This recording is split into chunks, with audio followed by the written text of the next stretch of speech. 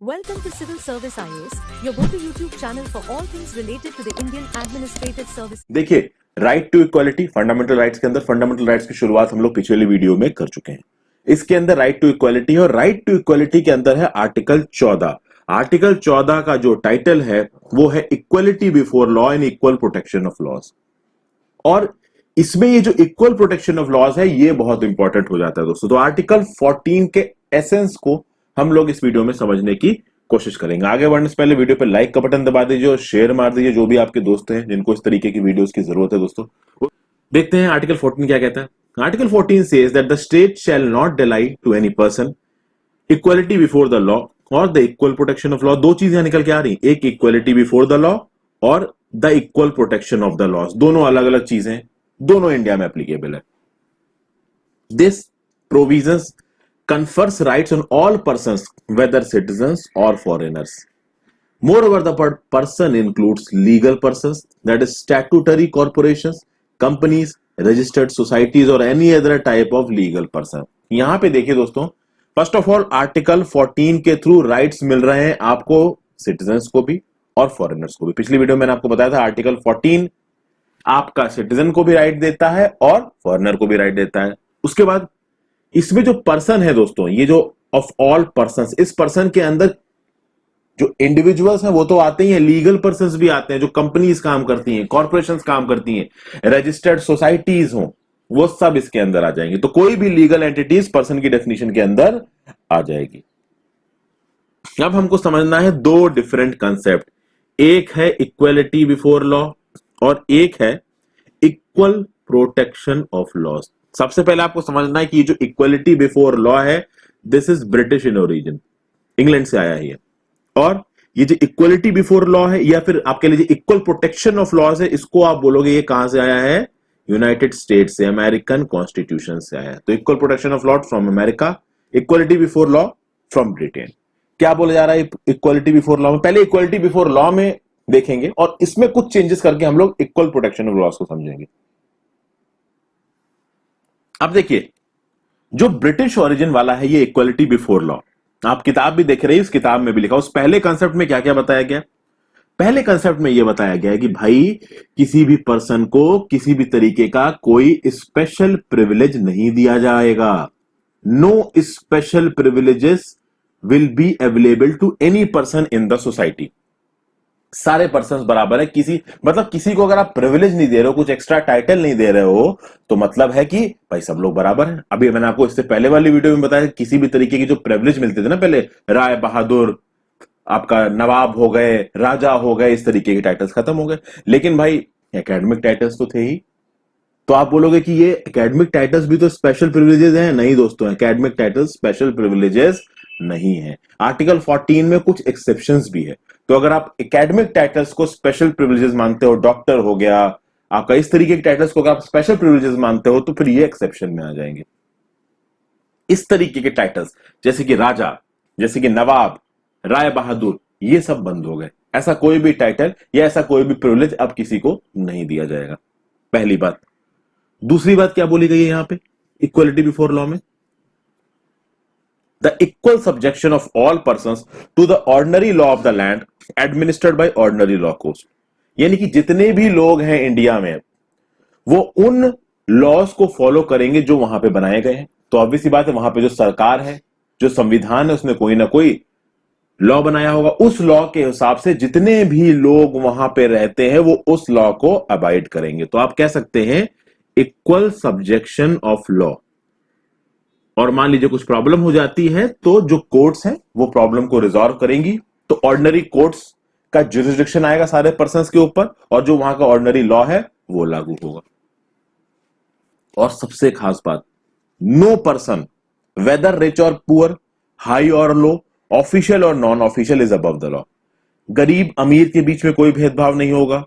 ऊपर नीचे के हाई और लो के बीच में यहां पे हर तरीके का हाई और हर तरीके का लो हो गया। चाहे आपका सोशल स्टेटस हाई हो, कोई लो कास्ट का बंदा हो, चाहे आप अमीर तरीके से हाई हो, दूसरा लो कास्ट का हो, कोई किसी भी तरीके से हाई और लो देख लीजिए। चाहे आप शहर में रह रहे हैं और आपके पास बहुत सारी सुविधाएं अवेलेबल हैं, आप किसी गांव में रह रहे हैं और आपके पास कोई भी सुविधा नहीं है, इनके बीच में किसी भी तरीके का कोई डिस्क्रिमिनेशन नहीं होगा। ऑफिशियल और non official, official non official मतलब कि मान लीजिए कोई गवर्नमेंट सर्विस में है, तो कोई आईएएस है, तो एक आईएएस बैठा हुआ है, वो डिस्ट्रिक्ट कलेक्टर बन गया मान लीजिए लखनऊ का, और वहीं पे उसी के किसी एक डिस्ट्रिक्ट के एक छोटे से गांव का कोई किसान हो गया, तो वो किसान और उस आईएएस में भी as far as equality before law का कंसेप्ट है, कोई स्पेशल प्रिविलेज नहीं दी जाएगी।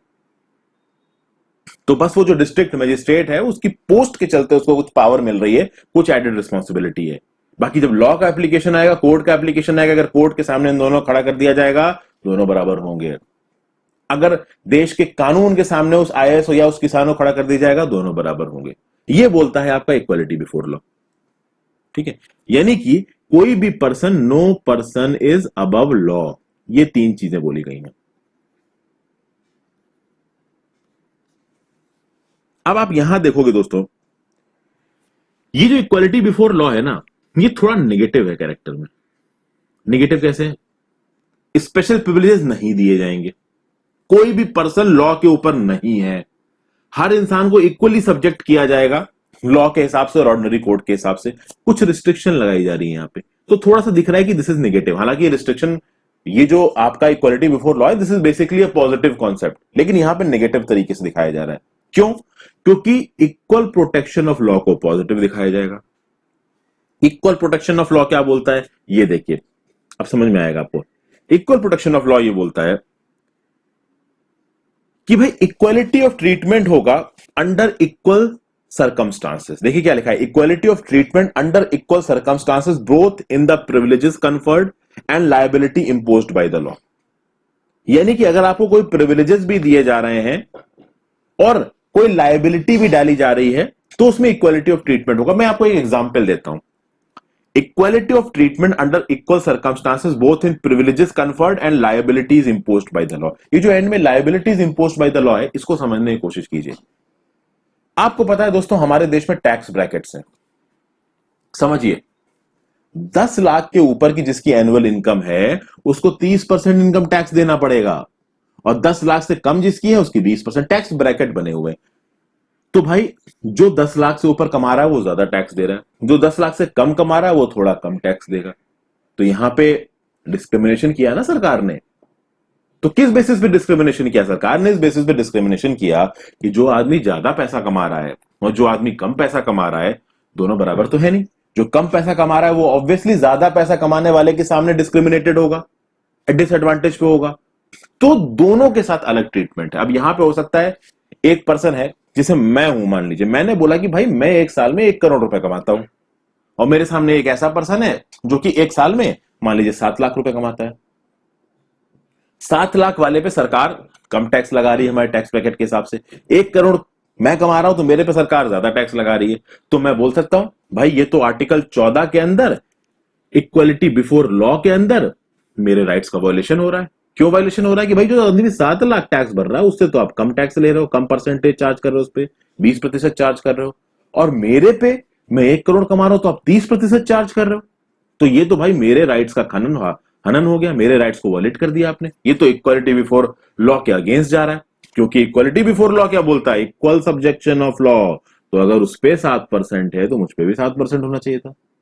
ठीक है, अगर उस पे 20%, सॉरी, जो 7 लाख कमाने वाला आदमी है उस पे अगर 20% का टैक्स है तो मेरे पे भी 20% का टैक्स होना चाहिए था। अगर मेरे पे 30% का टैक्स है तो इस 7 लाख वाले पे भी 30% का टैक्स होना चाहिए था।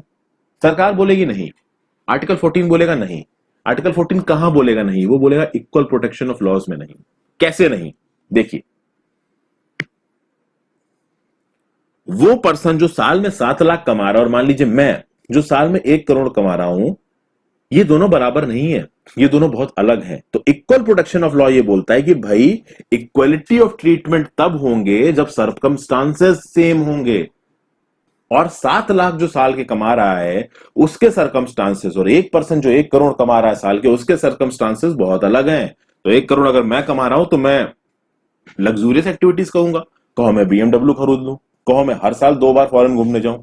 वहीं पे एक 7 लाख वाला जो आदमी होगा वो एक बहुत एवरेज मिडिल क्लास लाइफ जिएगा। ठीक है, बहुत सारी चीजों में वो कॉम्प्रोमाइज करेगा। ये सब बातें बोली गई हैं दोस्तों यहाँ पर। तो समझ गए ना इक्वल प्रोटेक्शन ऑफ लॉज क्या है? मैंने आपको बहुत प्रॉपर एग्जांपल समझाने की कोशिश की है। इक्वल प्रोटेक्शन ऑफ लॉज ये बोलता है कि भाई देखिए, इक्वल सब्जेक्शन ऑफ लॉ तो होगा, जैसा कि आपका दे रखा है ये जो इक्वलिटी बिफोर लॉ के अंदर बताया ना मैंने, इक्वल सब्जेक्शन ऑफ लॉ की, सब लोग लॉ के बराबर सामने बराबर हैं, लेकिन अगर सर्कमस्टांसेस अलग अलग हैं तो सर्कमस्टांसेस के हिसाब से लॉ को थोड़ा बहुत चेंज किया जा सकता है, ताकि अलग अलग सर्कमस्टांसेस के लोगों के साथ अलग अलग तरीके का व्यवहार किया जाए, ताकि overall equal protection of law की सद्भावना को हम लोग फॉलो कर सकें। एक बात तो ये बोली गई। फिर इसी में बी पॉइंट में क्या बोला गया, कुछ कुछ वैसा ही है। The similar application of the same laws to all persons who are similarly situated. जो लोग सिमिलरली सिचुएटेड हैं, जो लोग ऑलमोस्ट एक जैसे हैं, उनके साथ एक तरीके के नियम कानून होने चाहिए। तो सरकार ने बोला कि भाई 5 से 10 लाख के ब्रैकेट में जो इनकम टैक्स होगा वो 20% का होगा। सिंपल बात, 5 से 10 लाख के ब्रैकेट में जो आदमी कमा रहा है उसका जो इनकम टैक्स है वो 20% होगा। तो सरकार ने यहां से 5 से 10 लाख के रेंज में कमाने वाले लोगों को एक कैटेगरी में रखा, और 10 लाख से ऊपर कमाने वाले लोगों पे इनकम टैक्स मारा 30%, तो उनको अलग कैटेगरी में रखा। तो यहां पे सरकार क्या बोल रही है, एक कैटेगरी के अंदर जो लोग हैं उनमें डिस्क्रिमिनेशन नहीं होगा, उनको सिमिलरली ट्रीट किया जाएगा। ठीक है, एक चीज ये हो गई। और सी पॉइंट यहां क्या बोल रहा है, the like should be treated alike without any discrimination. वही चीज जो मैंने अभी आपको बोली कि जो भाई एक कैटेगरी में है, जो बिल्कुल एक जैसे, एक मतलब एक ग्रुप के अंदर जब सब लोग बराबर हैं तो उनके बीच में किसी भी प्रकार का कोई डिस्क्रिमिनेशन नहीं किया जाएगा। तो 5 से 10 लाख के ब्रैकेट में जो लोग कमा रहे हैं कमाई, उनके ऊपर 20% का इनकम टैक्स लगाया जाएगा। ये नहीं हो सकता कि उनमें से किसी एक से बोल दिया जाए नहीं तुम 25% दो, किसी से दूसरे से बोल जाए नहीं तुम केवल 15% दो। मतलब जो लोग सिमिलरली सिचुएटेड हैं उनके साथ सिमिलर तरीके का व्यवहार होगा। तो ये है दोस्तों मेन फर्क इक्वलिटी बिफोर लॉ के बीच में, इक्वल प्रोटेक्शन ऑफ लॉज के बीच में। अब देखिए आर्टिकल 14 का जो मूल आप कह सकते हैं प्रिंसिपल है, बहुत जगहों पर अप्लाई करता है। अब वैसे देखा जाए दोस्तों, रिजर्वेशन आर्टिकल 15 आर्टिकल 16 में देखेंगे हम लोग, तो रिजर्वेशन डायरेक्टली आर्टिकल 14 से रिलेटेड नहीं है, और आर्टिकल 14 से रिलेटेड हो भी नहीं सकता, क्योंकि आर्टिकल 14 तो भाई फॉरेनर्स को भी मिल रहा है ना। तो फॉरेनर तो ना यहां पे आके बोल सकते हैं कि भैया आर्टिकल 14 के अंदर हमको रिजर्वेशन दे दो, लेकिन रिजर्वेशन की सद्भावना को समझिए। सोचिए क्या हो रहा है रिजर्वेशन में। जब हमारा देश आजाद हुआ तो आप देखोगे कि कई हजारों सालों से ये कास्ट सिस्टम चलता चला आ रहा था। तो अपर कास्ट के लोग तो ऊपर बैठ गए और उन्होंने लोअर कास्ट के लोगों को दबा दिया। तो अब वो लोअर कास्ट के लोग ऊपर कैसे आएंगे। अब अगर आपने एकदम से आजादी करी और आजादी के बाद बोला इक्वल सब्जेक्शन ऑफ लॉ, तो उस इक्वल सब्जेक्शन ऑफ लॉ में लोअर कास्ट तो लोअर ही रह जाएंगी, कभी ऊपर उठ ही नहीं पाएंगी, क्योंकि जो लोग एडवांटेज पे हैं वो एडवांटेज पे रहेंगे। तो जो लोग डिसएडवांटेज पे थे उनको ऊपर उठाना है, तो रिजर्वेशन लाया गया। तो आप कह सकते हो कि रिजर्वेशन भी in one form of the other equal protection of law की सद्भावना को फॉलो कर रहा है। देखा जाए इक्वल सब्जेक्शन ऑफ लॉ यानी इक्वलिटी बिफोर ऑफ लॉ के हिसाब से अगर आप रिजर्वेशन को देखोगे तो क्या बोला जाएगा कि भाई किसी एक पर्टिकुलर कम्युनिटी को आप कैसे सीट रिजर्व कर सकते हो, ये तो इक्वल सब्जेक्शन ऑफ लॉ को वायलेट कर रहा है। लेकिन नहीं, वो पर्टिकुलर कम्युनिटी जिसको सपोर्ट किया जा रहा है वो कहीं ना कहीं बहुत ज्यादा डिसएडवांटेज थी, इकोनॉमिकली डिसएडवांटेज थी, सोशली डिसएडवांटेज थी, इसलिए उसको वो सुविधाएं देनी थी ताकि वो ऊपर उठ सके। इसलिए इक्वल प्रोटेक्शन ऑफ लॉज को एक जस्टिफिकेशन माना जा सकता है रिजर्वेशन के लिए। हालांकि रिजर्वेशन आर्टिकल 14 में नहीं है, ध्यान रखिएगा। मैं बस आपको समझाने की कोशिश कर रहा हूं इक्वल प्रोटेक्शन ऑफ लॉ कैसे अप्लाई होता है। ठीक है, तो इक्वल प्रोटेक्शन ऑफ लॉ ये बोलता है कि जो लोग डिसएडवांटेज पे हैं उनके डिसएडवांटेज को दूर करने के लिए जो लोग डिसएडवांटेज पे नहीं है उनके कंपैरिजन में जो लोग डिसएडवांटेज पे हैं उनको थोड़े ज्यादा राइट दिए जा सकते हैं, उनको थोड़ी ज्यादा सुविधाएं दी जा सकती है। तो वुमेन्स के लिए और बाकी कम्युनिटी के लोगों के लिए कुछ ना कुछ किया जा सकता है। लेकिन एक बात ध्यान रखिएगा, क्योंकि आर्टिकल 14 आपका सिटीजन्स पे भी एप्लीकेबल है, फॉरेनर्स पे भी एप्लीकेबल है, तो आर्टिकल 14 का हवाला देके सिटीजन आके नहीं बोल सकते कि भैया हमारा राइट वायलेट हो रहा है, हमें भी नौकरियां दो, सरकारी नौकरियां दो। ये सब चीजें नहीं हो सकती। ठीक है, आई होप आप थोड़ा थोड़ा तो आप इक्वलिटी बिफोर लॉ और इक्वल प्रोटेक्शन ऑफ लॉ के बीच के फर्क को समझ ही गए होंगे। और अब तक आपको यह भी समझ में आ गया होगा कि इक्वलिटी बिफोर लॉ ये निगेटिव क्यों था, इक्वल प्रोटेक्शन ऑफ लॉ ये पॉजिटिव क्यों है। इक्वलिटी बिफोर लॉ निगेटिव इसलिए था क्योंकि वो एक पर्टिकुलर बेंचमार्क सेट कर रहा था और उस बेंचमार्क के हिसाब से जो फिट हुआ तो करेक्ट, नहीं हुआ तो बाहर। इक्वल प्रोटेक्शन ऑफ लॉ क्या कह रहा है कि भाई जो लोग डिसएडवांटेज पे हैं उनको लीगल स्टेटस प्रोवाइड करने के लिए, उनको अपॉर्चुनिटी प्रोवाइड करने के लिए, उनको जस्टिस प्रोवाइड करने के लिए उनको थोड़ी एक्स्ट्रा सुविधाएं दी जा सकती हैं, और वो सुविधाएं आर्टिकल 14 के बेसिक एसेंस को वायलेट नहीं करेंगी।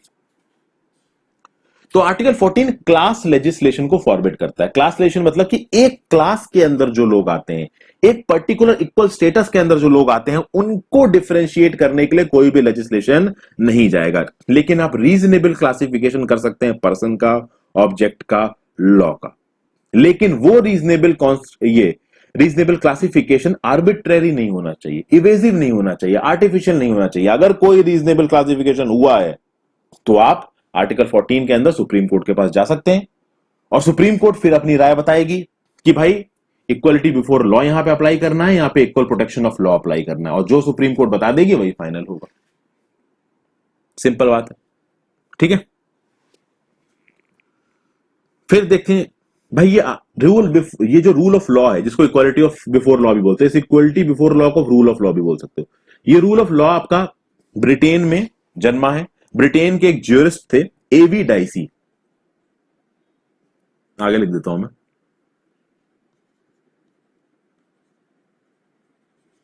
ये एवी डाइसी एक ब्रिटिश ज्यूरिस्ट है। तो उन्होंने इस सिद्धांत को दिया था। इस सिद्धांत के इन्होंने 3 पार्ट दिए दोस्तों रूल ऑफ लॉ के, और रूल ऑफ लॉ से ही आया है हमारा इक्वालिटी बिफोर लॉ। तो ध्यान दीजिएगा, 3 सिद्धांत है, तीनों सिद्धांत बहुत जरूरी हैं, जिसमें से पहले 2 सिद्धांत इंडिया को अप्लीकेबल होंगे, तीसरा सिद्धांत इंडिया को अप्लीकेबल नहीं होगा। पहला सिद्धांत क्या बोलता है रूल ऑफ लॉ का, जो कि एवी डाइसी ने दिया है, एब्सेंस ऑफ आर्बिट्री पावर। किसी भी तरीके की आर्बिट्रेरी पावर नहीं है सरकार के पास। सरकार जब मन चाहे कुछ नहीं कर सकती है। यानी अगर एक आदमी को सजा देनी है तो उस सजा को लॉ के प्रोविजंस के हिसाब से दिया जाएगा। सरकार का कोई आदमी उठ के एकदम से किसी आदमी को पॉइंट आउट करके सजा नहीं दे सकता है। तो किसी भी तरीके की आर्बिट्रेरी पावर नहीं होगी। दूसरा क्या बोला गया रूल ऑफ लॉ में, इक्वालिटी बिफोर लॉ, जो कि मैंने अभी आपको बताया। इक्वालिटी बिफोर लॉ में क्या है कि भैया हर सिटीजन बराबर है, चाहे अमीर है, गरीब है, हाई है, लो है, सरकारी एम्प्लॉय है, नहीं है। He will be administered according the ordinary law of the land. उसको चलाया जाएगा उस देश के कानून के हिसाब से, उस देश के लॉज के हिसाब से। और अगर कोई प्रॉब्लम आती है तो उस देश के जो कोर्ट्स हैं वो कोर्ट उस प्रॉब्लम को सॉल्व करेंगे वहां के कानून के हिसाब से। ये है equality before law. Equality before law आपका रूल ऑफ लॉ का ही एक सब पार्ट है। तो इक्वालिटी बिफोर लॉ जो हमने आर्टिकल 14 में समझा, दिस इज बेसिकली सब part of rule of law.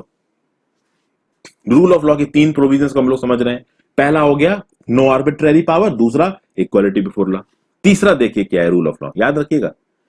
तीसरा रूल ऑफ लॉ ये बोलता है primacy of the rights of the individual. Individual के राइट्स ज्यादा इंपॉर्टेंट हैं और इंडिविजुअल के राइट्स के हिसाब से ही संविधान बनेगा। संविधान के हिसाब से इंडिविजुअल राइट्स नहीं बनेंगे। अब ये देखिए दोस्तों, बहुत अलग चीज बोल रहा हूं मैं आपको।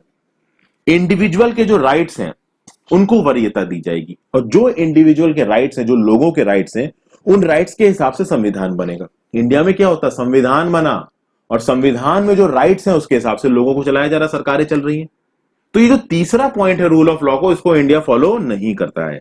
ये होता है आपका ब्रिटेन में फॉलो। इसमें क्या होता है, इसमें ये होता है कि देखिए वहां की पार्लियामेंट समय समय पे नियम कानून निकालती रहती है। उन नियम कानून में वहां के लोगों के राइट्स लिखे हुए हैं, वहां के लोगों के अधिकार लिखे हुए हैं, और वो अधिकार मिलकर ब्रिटेन का संविधान बनाते हैं। हमारे इंडिया में क्या है, हमारे इंडिया में एक कॉन्स्टिट्यूशन है, उस कॉन्स्टिट्यूशन में अधिकार लिखे हैं, उस कॉन्स्टिट्यूशन में लिखा है सेंटर कैसे काम करेगा, स्टेट कैसे काम करेगा, और जो संविधान में लिखा है उसी के हिसाब से काम करना है।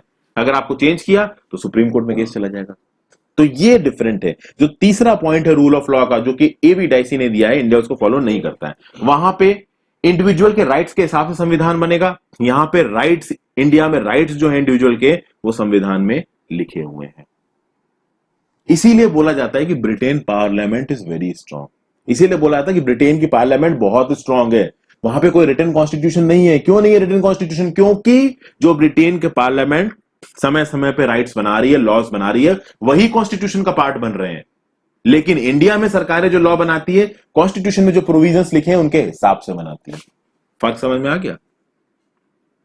तो पहला और दूसरा एलिमेंट है जो आपका इस इक्वालिटी, इस रूल ऑफ लॉ का, ये एलिमेंट आपका इंडियन कॉन्स्टिट्यूशन को अप्लाई करता है, जिसमें इक्वालिटी बिफोर लॉ हमने देख ही लिया, और कोई भी आर्बिट्रेरी पावर नहीं होगी। तीसरा एलिमेंट इंडियन कॉन्स्टिट्यूशन पे अप्लाई नहीं होता है। ओके, अच्छा एक बात और याद रखिएगा,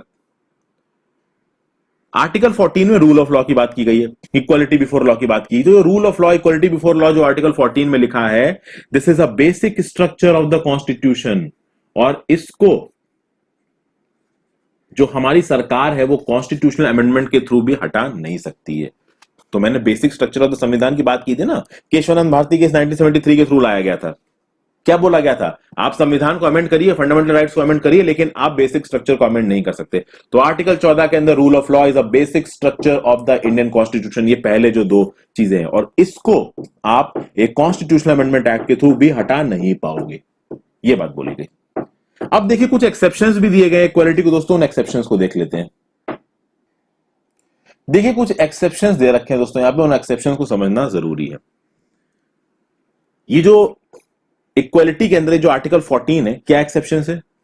तो इक्वालिटी बिफोर लॉ जो है हमारे यहां पे एब्सोल्यूट नहीं है, कुछ एक्सेप्शन है। क्या एक्सेप्शन है भाई? देखिए कुछ प्रिविलेजेस दिए गए हैं प्रेसिडेंट ऑफ इंडिया को, कुछ प्रिविलेजेस दिए गए हैं गवर्नर ऑफ द स्टेट्स को, कुछ इम्यूनिटीज दी गई उनको under article 361 of the Indian constitution. क्या इम्यूनिटीज दी गई है? कि भैया प्रेसिडेंट और गवर्नर अपने अपने ऑफिस की जो भी ड्यूटी करेंगे उसके लिए उनको किसी भी कोर्ट में जवाबदेही नहीं होगी। ठीक है, तो देखिए बात ये होती है, देखिए प्रेसिडेंट वही स्टेप्स लेते हैं जो काउंसिल ऑफ मिनिस्टर उनको बोलते हैं, गवर्नर ऑफ द स्टेट वही स्टेप्स लेते हैं जो भाई उस स्टेट के काउंसिल के लोग उनसे बोलेंगे। तो ऑब्वियस सी बात है, वो जो कुछ भी कर रहे हैं उनके लिए उनको लीगली रिस्पॉन्सिबल ठहराया नहीं जा सकता है। फिर प्रेसिडेंट और गवर्नर जब तक ऑफिस में है तब तक उनके ऊपर किसी भी तरीके का क्रिमिनल केस चालू नहीं किया जाएगा। तो मान लीजिए कोई प्रेसिडेंट या गवर्नर खून तक कर देता है किसी आदमी का, तो उसके ऊपर कोई क्रिमिनल प्रोसीडिंग चालू नहीं होगी। वो अलग बात है कि जब अगर वो खून कर देगा तो उसको अपनी पोस्ट से पहले हटाया जाएगा, तो प्रेसिडेंट का इंपीचमेंट होगा, गवर्नर को हटाया जाएगा और हटाने के बाद उसके ऊपर केस चल सकता है, क्रिमिनल केस। लेकिन जब तक वो अपने ऑफिस में बैठा है दोस्तों, तब तक उसको किसी का खून भी कर देना तो भी क्रिमिनल केस शुरू नहीं होगा उसके ऊपर। हालांकि वो करेंगे नहीं, मैं आपको एक बात समझा रहा हूं। आप में से बहुत सारे लोग बोलोगे अगर उसने ये कर दिया तो क्या होगा? तो उसने अगर कुछ कर दिया तो पहले उसको आपकी पोस्ट से हटाया जाएगा। तो प्रेसिडेंट ने मान लीजिए हम किसी का खून कर दिया और सबको प्रूव हो गया, दिख गया भाई, वीडियो में रिकॉर्ड हो गया, तो उस केस में पहले उनको उनकी पोस्ट से हटाया जाएगा इंपीचमेंट करके, और फिर क्रिमिनल केस चलेगा उनके ऊपर। समझ गए? तीसरी चीज देखते हैं, प्रेसिडेंट को अरेस्ट करने के लिए और गवर्नर को अरेस्ट करने के लिए किसी भी तरीके का कोई ऑर्डर कोई कोर्ट इशू नहीं कर सकती जब तक प्रेसिडेंट और गवर्नर अपने ऑफिस में बैठे। तो if the president and governor are sitting in their office, उनको अरेस्ट करने के लिए, उनको जेल में डालने के लिए कोई भी सेंटेंस कोई भी कोर्ट, चाहे supreme court, high court, issue नहीं कर सकती।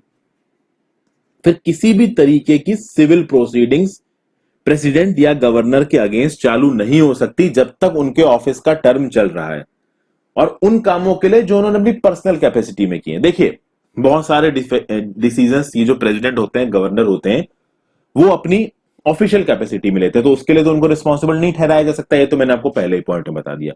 लेकिन मान लीजिए कोई ऐसा एक्ट कमिट कर देते हैं गवर्नर या प्रेसिडेंट अपनी पर्सनल कैपेसिटी में, जो कि एक सिविल लॉ को वायलेट करता है, एक सिविल लॉ को। जैसे फॉर एग्जांपल मान लीजिए किसी गवर्नर ने किसी की प्रॉपर्टी को इलीगली हड़प लिया अपने पर्सनल गेन के लिए। ठीक है, फॉर एग्जांपल मान लीजिए किसी स्टेट के गवर्नर है और किसी स्टेट के गवर्नर ने अपने पर्सनल कैपेसिटी में किसी एक जमीन को हड़पा और अपने बेटे के नाम करा दिया, और इस चीज ये प्रूव हो जाता है कि भाई ये काम इन्हीं गवर्नर ने कराया है। अब वो काम उन्होंने अपनी ऑफिशियल कैपेसिटी नहीं किया, वो काम उन्होंने अपना पर्सनल गेम करने के लिए किया, तो उनके अगेंस्ट सिविल प्रोसीडिंग शुरू होनी चाहिए, क्योंकि उन्होंने एक सिविल लॉ को वायलेट किया है। तो अब अगर उन्होंने सिविल लॉ को वायलेट किया है, जब तक वो ऑफिस में बैठे हैं तब तक सिविल प्रोसीडिंग शुरू नहीं हो सकती। हालांकि अगर उनके अगेंस्ट में सिविल प्रोसीडिंग शुरू करनी है तो पहले उनको एक नोटिस देना पड़ेगा, और नोटिस के 2 महीने के बाद, नोटिस देने के 2 महीने के बाद ही उनके खिलाफ सिविल प्रोसीडिंग शुरू हो सकती है। तो जब तक वो ऑफिस में बैठे हैं तब तक क्रिमिनल प्रोसीडिंग तो शुरू नहीं हो सकती, बट नोटिस देने के बाद सिविल प्रोसीडिंग जरूर शुरू हो सकती है, कोई ऐसे एक्ट के लिए जो उन्होंने ऑफिशियल कैपेसिटी में नहीं किया है, अपने पर्सनल गेन के लिए किया है, और वो किसी सिविल लॉ को वायलेट कर रहा है, तो सिविल प्रोसीडिंग शुरू कर सकती है, करी जा सकती है, बशर्ते 2 महीने का नोटिस दिया जाए। ठीक है, आगे चलते हैं, नेक्स्ट पॉइंट्स देखते हैं भाई जरूरी क्या क्या है। कि ये आर्टिकल 361A में लिखा हुआ, मान लीजिए पार्लियामेंट में कोई प्रोसीडिंग चल रही है या स्टेट के लेजिस्लेचर में कोई प्रोसीडिंग चल रही है, तो अगर पार्लियामेंट में जो प्रोसीडिंग चल रही है, स्टेट के लेजिस्लेचर में कोई प्रोसीडिंग चल रही है, वो जो प्रोसीडिंग चल रही है अगर उसको किसी न्यूज़पेपर में पब्लिश किया गया या रेडियो पे बताया गया, टेलीविजन पे बताया गया, किसी वेबसाइट पे बताया गया, और अगर सही इंफॉर्मेशन को लोगों के सामने लेके आया गया है, तो उसके लिए किसी भी तरीके का सिविल चार्ज या क्रिमिनल चार्ज नहीं लगाया जा सकता। तो मीडिया पर्सन होते हैं, बहुत अलग अलग तरीके के लोग होते हैं, पार्लियामेंट की प्रोसीडिंग्स को कवर करते हैं, वो स्टेट लेजिस्लेचर की प्रोसीडिंग्स को कवर करते हैं। तो इन प्रोसीडिंग्स को कवर करने के लिए पार्लियामेंट या स्टेट लेजिस्लेचर किसी भी तरीके की सिविल या क्रिमिनल प्रोसीडिंग्स चालू नहीं कर सकती किसी न्यूज़पेपर, रेडियो, टेलीविजन, वेबसाइट या पर्सन के अगेंस्ट में, अगर वो जो रिपोर्ट छापी है वो सच है। अगर कोई गलत रिपोर्ट छाप दी, तो मान लीजिए किसी मीडिया हाउस ने यह छाप दिया कि पार्लियामेंट ने चाइना के खिलाफ जंग छेड़ दी है, जबकि पार्लियामेंट में ऐसा कुछ हुआ ही नहीं, तो ऑब्वियसली बात है भाई, जिसने भी उस न्यूज को छापा उसको अरेस्ट कर लिया जाएगा कि तुम गलत बातें फैला रहे हो। लेकिन पार्लियामेंट में सच सच में जो हुआ है, अगर उसकी ट्रू प्रोसीडिंग्स को छापा है, तो उसके लिए किसी को सजा नहीं दी जा सकती है। फिर आगे बात करते हैं आर्टिकल 105 के बारे में। आर्टिकल 105 क्या बोलता है भाई, कि पार्लियामेंट का कोई भी मेंबर उसके पार्लियामेंट में देखिए प्रोसीडिंग चलती, बातचीत चलती, बहस चलती, तो अगर पार्लियामेंट का कोई मेंबर बहस के दौरान कुछ बोलता है या पार्लियामेंट की किसी कमेटी में अपना वोट देता है, तो उसकी जिम्मेदारी लेके उसके ऊपर कोई भी प्रोसीडिंग आप नहीं चला सकते, क्योंकि वो काम अपनी ऑफिशियल कैपेसिटी में कर रहा है। तो मतलब मान लीजिए उसने कमेटी में कोई एक वोट दिया, तो उस डिसीजन को गलत मान के कोई कोर्ट उस पर्सन से जवाब नहीं मान सकती, उसके ऊपर कोई केस नहीं चला सकती। तो पार्लियामेंटेरियंस अपनी ऑफिशियल कैपेसिटी में लोकसभा या राज्यसभा के अंदर जो भी करते हैं, उसके लिए उनके खिलाफ किसी भी तरीके की कोई प्रोसीडिंग नहीं चला जा सकती। और स्टेट लेजिस्लेचर के लिए भी कुछ ऐसा लिखा है आर्टिकल 194 में। तो सेंटर के लिए 105, स्टेट के लिए 194, 89 का गैप है। आप देखेंगे सेंट्रल स्टेट्स में बहुत सारे ऐसे लॉ नजर आएंगे आपको हमारे संविधान में, जिनके आर्टिकल्स में 89 का गैप आता है, वो बाद में बताऊंगा आपको। तो लेजिस्लेचर ऑफ द स्टेट में भी अगर कोई स्टेट लेजिस्लेटिव असेंबली का मेंबर बैठा है, तो भाई अगर अपने स्टेट लेजिस्लेटिव असेंबली की कोई काम में वो कुछ बोलता है स्टेट लेजिस्लेटिव असेंबली में, या स्टेट लेजिस्लेटिव असेंबली की किसी कमेटी में कोई वोट डालता है, तो उसके लिए कोई कोर्ट उसके खिलाफ किसी भी तरीके की प्रोसीडिंग नहीं चला सकता है। फिर आगे आते हैं भाई, देखिए आर्टिकल 14 का जो एम्बिट है ना, वो थोड़ा सा रिस्ट्रिक्टेड है। आर्टिकल 31C की अगर आप बात करो, तो आर्टिकल 31C थोड़े से एक्सेप्शंस लगाता है आर्टिकल 14 में। आर्टिकल 31C क्या बोलता है कि देखिए directive principles of state policy, DPSP में एक आर्टिकल है आर्टिकल 39, और इस आर्टिकल 39 क्लॉज बी के अंदर या इस आर्टिकल के 39 क्लॉज सी के अंदर अगर कोई चीज की जाती है और वो चीज आर्टिकल 14 को वायलेट कर रही है, तो आर्टिकल 31C ये बोलता है कि वो चीज वैलिड होगी। तो मतलब कोई चीज अगर आर्टिकल 14 को वैलिड कर रही है तो वैलिड नहीं होगी, लेकिन directive principles of state policy के आर्टिकल 39 के क्लॉज बी और क्लॉज सी के अंदर जो लिखा है, अगर उसे इंप्लीमेंट करने के लिए आर्टिकल 14 को वायलेट भी कर दिया जाएगा तो वो सही है। ये कहां लिखा है? आर्टिकल 31C में लिखा है। तो आर्टिकल 31C के टेक्स्ट को भी देखेंगे बाद में। Article 39B, article 39 clause B और क्लॉज सी में क्या लिखा है ये भी बाद में देखेंगे आपको दोस्तों, ठीक है। तो सुप्रीम कोर्ट ने बोला है when article 31C comes in article 14 goes out, यानी आर्टिकल 31C के सामने आर्टिकल 14 ऑपरेटिव नहीं रहता है। आर्टिकल 31C क्या है ये मैं समय आने पे आपको बताऊंगा। फिर भाई दो सिंपल सी चीजें बची हैं, जो दूसरे देश के फॉरेन सोवरेन रूलर्स आते हैं, एम्बेसडर्स आते हैं, डिप्लोमैट्स आते हैं, उनके अगेंस्ट किसी भी तरीके की क्रिमिनल प्रोसीडिंग, सिविल प्रोसीडिंग चालू नहीं की जा सकती है। वियना कन्वेंशन समझाया था ना मैंने, करंट अफेयर्स पे वीडियो बनाई है, वियना कन्वेंशन 1961, हर्षित द्विवेदी नाम से सर्च मारिए, यूट्यूब चैनल पे मिल जाएगी आपको। और फिर यूनाइटेड नेशंस ऑर्गेनाइजेशन और उसकी जितनी भी एजेंसीज हैं जो इंडिया में काम करती हैं, दे हैव डिप्लोमैटिक इम्यूनिटी, यानी उनका स्टाफ अगर कुछ गलती कर देता है तो उसके अगेंस्ट सिविल या क्रिमिनल प्रोसीडिंग शुरू नहीं होगी। तो आर्टिकल 14 खत्म हो गया दोस्तों। आर्टिकल 15 आपको बताऊंगा। आई होप मैंने ज्यादा से ज्यादा चीजें आपको क्रिस्टल क्लियर की हूं। कोई डाउट हो तो नीचे कमेंट सेक्शन में पूछ सकते हैं। Thank you for watching. Video को शेयर जरूर कर दीजिएगा और लाइक भी कर दीजिए। Good bye.